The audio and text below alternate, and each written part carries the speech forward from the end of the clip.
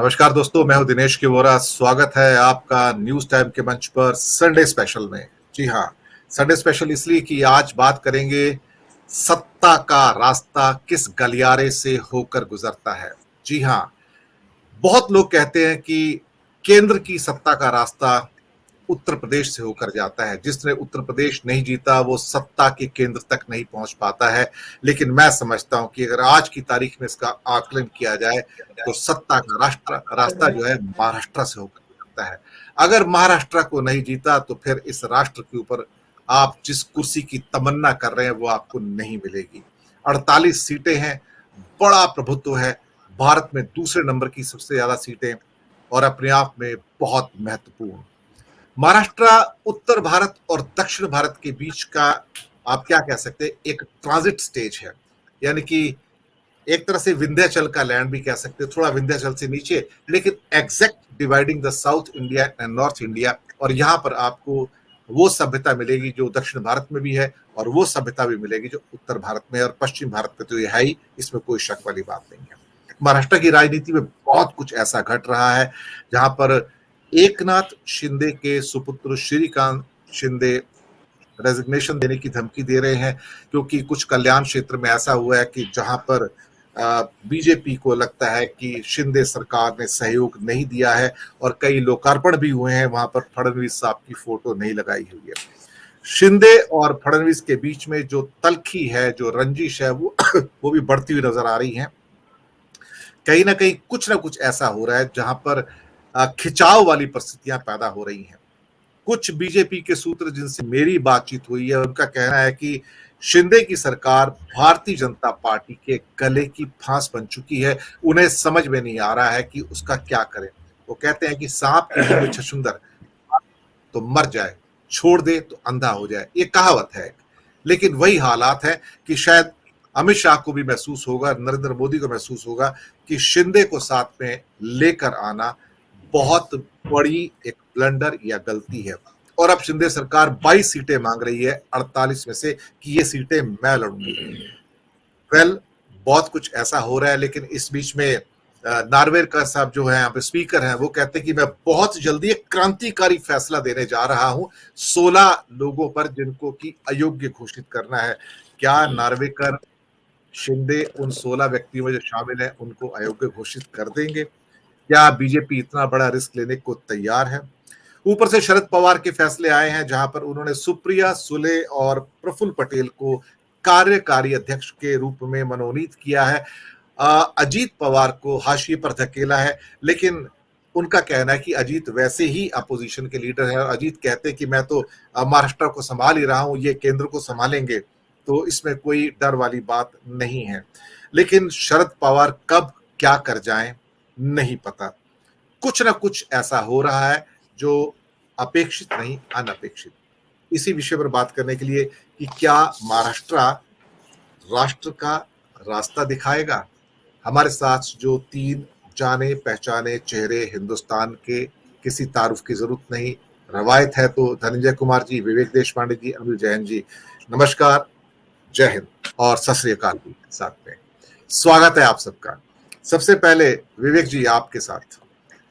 महाराष्ट्र की राजनीति को आप बहुत नजदीक से समझते हैं, नागपुर को भी समझते हैं। इस सारे खेल में एक खिलाड़ी मिसिंग है जिसकी चर्चा कभी नहीं होती है। क्या उसका कोई स्थान है यहाँ पर? जिसका नाम है नितिन गडकरी। उनकी चर्चा नहीं होती है, बस वो सड़क बनाने की बात होती है तो उनकी चर्चा होती है। लेकिन महाराष्ट्र की राजनीति में क्या गडकरी का कोई रोल रह गया है? क्या नागपुर से निकलने वाला एक ब्राह्मणवादी चेहरा फडणवीस उतना प्रभावी है, या अभी भी उन्हें एक मराठा चेहरे की तलाश है? क्या घट क्या रहा है? महाराष्ट्र का रास्ता कहां लेकर जा रहा है? और कांग्रेस और एमवीए पूरी इतनी उत्साहित क्यों है? इसके पीछे के कारण विवेक जी। जी दिनेश जी, आपने जो विषय चुना है कि क्या 2024 के सत्ता का रास्ता महाराष्ट्र की गलियारे से जाता है, मुझे लगता है कि इसकी शुरुआत कर्नाटक से हो गई है और वहीं से शुरुआत हो गई है और महाराष्ट्र हो सकता है कि उसका दूसरा महत्वपूर्ण पड़ाव हो। और जिस तरह से स्थिति महाराष्ट्र में बनी है और जिस तरह के सर्वेज आ रहे हैं, तो ये स्पष्ट है कि आज की स्थिति में बीजेपी अपने आप को बहुत कमज़ोर पा रही है। और जैसे आपने सही कहा कि शिंदे जी के साथ में जो उन्होंने एक अलायंस बनाया और जिस तरीके से वो सारा अलायंस बना, हमको सब पता है किस तरह से वो सब वो जो नाटक हुआ है, तो वो leaving a bad taste in mouth जिसको कहते हैं, उस तरह से वो सब हुआ है। और अब जाकर एक साल होने के बाद में बीजेपी को शायद ये बात महसूस हो रही है कि जो शिंदे जी के साथ उन्होंने अलायंस बनाया है वो किसी काम का नहीं है। और शिंदे जो है, उनका जो गुट है, वो उनको उनके गले की हड्डी बन गई है, जैसा आपने सही कहा। आपने वो उनके बेटे की भी बात बताई, उसमें शायद किसी एक इंस्पेक्टर के तबादले का कुछ इशू है, जिसके चलते दोनों के बीच में कुछ तनाव है। और उसके चलते उसने धमकी दी है कि मैं छोड़ दूँगा, मैं रिज़ाइन कर दूँगा वगैरह-वगैरह। तो इस लेवल पर अगर बात पहुँची है, तो ज़रूर खटास बहुत ज़्यादा हो गई है दोनों के बीच में। और दूसरी तरफ जो महाविकास आघाड़ी है, उनके तीन जो सदस्य हैं उसके उनके बीच में काफ़ी अच्छा तालमेल अभी फ़िलहाल तो दिख रहा है। दिनेश जी, हमें पता नहीं आने वाले 1.5 साल में वो जो उनके उनके बीच में इक्विलिब्रियम है, वो अगर बना रहता है, तो कोई संदेह इस बात का नहीं बचेगा कि भई ये महाविकास आघाड़ी जो है वो महाराष्ट्र में उसका पलड़ा भारी रहेगा, 2024 के अक्टूबर तक भी भारी रहेगा, अगर ये इक्विलिब्रियम, ये जो सामंजस्य है वो बना रहता है तीनों के बीच में। लेकिन हम इसके बारे में कुछ प्रेडिक्ट नहीं कर सकते, क्योंकि महाराष्ट्र में अनप्रेडिक्टेबल बातें इससे पहले बहुत हो चुकी है, पिछले 2-3 सालों में हमने देखा है। तो कुछ भी रूल आउट नहीं करना चाहिए, लेकिन आज की स्थिति का विचार करते हुए ये स्पष्ट है कि महाविकास आघाड़ी जो है वो मजबूत स्थिति में है। और शिवसेना, जो शिंदे गुट वाली शिवसेना, जिसको ओरिजिनल शिवसेना भी माना गया है, वो और बीजेपी, इनकी स्थिति रिलेटिवली वीक है। और जो तथाकथित चाणक्य नीति है अमित शाह की, वो किस तरह से नाकामयाब हुई है महाराष्ट्र में, ये भी हमने देखा है। तो अभी आने वाले 1-1.5 साल में क्या हो सकता है? क्या अजीत पवार फिर से कुछ नया खेल खेल सकते हैं? मुझे लगता नहीं है। मतलब अभी चित्र स्पष्ट हो गया है। सकाल का भी सर्वे आ गया है। सकाल उनके ही फैमिली का एक न्यूज़पेपर है, उनके फैमिली के लोग चलाते हैं। एनसीपी वाले ही, मतलब पवार फैमिली का ही पेपर है। तो उसका जो सर्वे आया है, अगर वो स्पष्ट रूप से ये बता रहा है कि महाराष्ट्र में एनडीए की सरकार आ सकती है, तो उस मुख्यमंत्री पद के सबसे बड़े दावेदार खुद अजित पवार रहेंगे। और उन्होंने ये बार-बार स्पष्ट किया है कि वो केंद्र में नहीं जाना चाहते। तो ऐसी स्थिति अगर उनके लिए बहुत ही सुविधाजनक स्थिति बन गई है, तो मुझे नहीं लगता कि कोई इस बात की कोई उनको ज़रूरत आन पड़ेगी कि वो कुछ पाला बदल ले, कहीं एमपी अपना फडणवीस के साथ फिर से चले जाए। क्योंकि 1-2 बार ये हो चुका है और इससे उनकी इमेज भी काफ़ी खराब हुई है। अब वो नहीं चाहेंगे कि वो फिर से इस तरह का कोई काम करे और जो बना-बनाया खेल है खुद के लिए, वो बिगाड़ ले।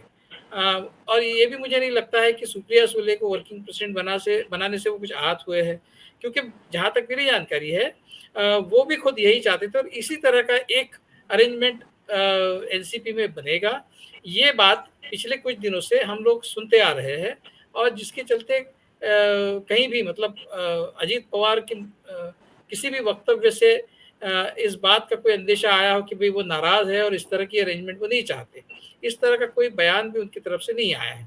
तो हम ये फिलहाल तो मान के चल सकते हैं कि अजीत पवार अपने आप को अभी आने वाले 1-1.5 साल में मुख्यमंत्री के रूप में देखना चाहेंगे और वो महाविकास आघाड़ी में रहते हुए ही उनके लिए वो जो पॉसिबिलिटी है वो बनेगी। वो इतने पॉलिटिकली इतने सैगाशियस तो है ही कि वो समझते हैं कि हवा किस तरफ बह रही है।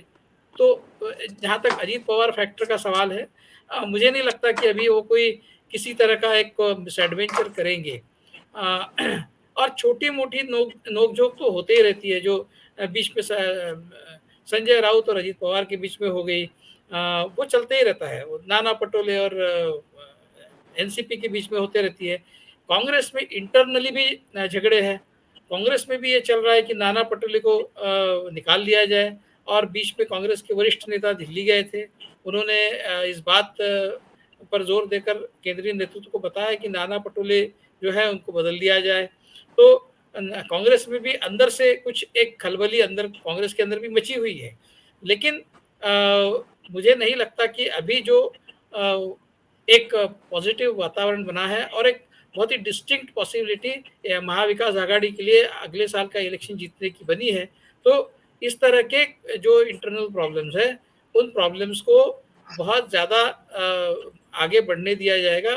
उसको बहुत क्या कहते हैं उसको, एक पॉलिटिकल सैवीनेस दिखाते हुए जो केंद्रीय नेतृत्व है वो उन प्रॉब्लम्स को सॉल्व करेगा और जल्द से जल्द तीनों को एक ऐसे मुकाम पर ले जाएगा जहां पर उनका विजय सुनिश्चित होगा। इस तरह की आज की स्थिति है। आने वाले समय में क्या होगा, क्या अलग-अलग चीज़ें होगी, ये हम आज जान नहीं सकते, क्योंकि किसके मन में क्या चल रहा है हमें पता नहीं है। जहाँ तक जी। शरद पवार का सवाल है, वो भी एमवीए के साथ में बने रहेंगे, ऐसा मैं मानता हूँ। वो कहीं आने वाले 5-6 महीने में और कुछ नया कुछ कर दे, या फिर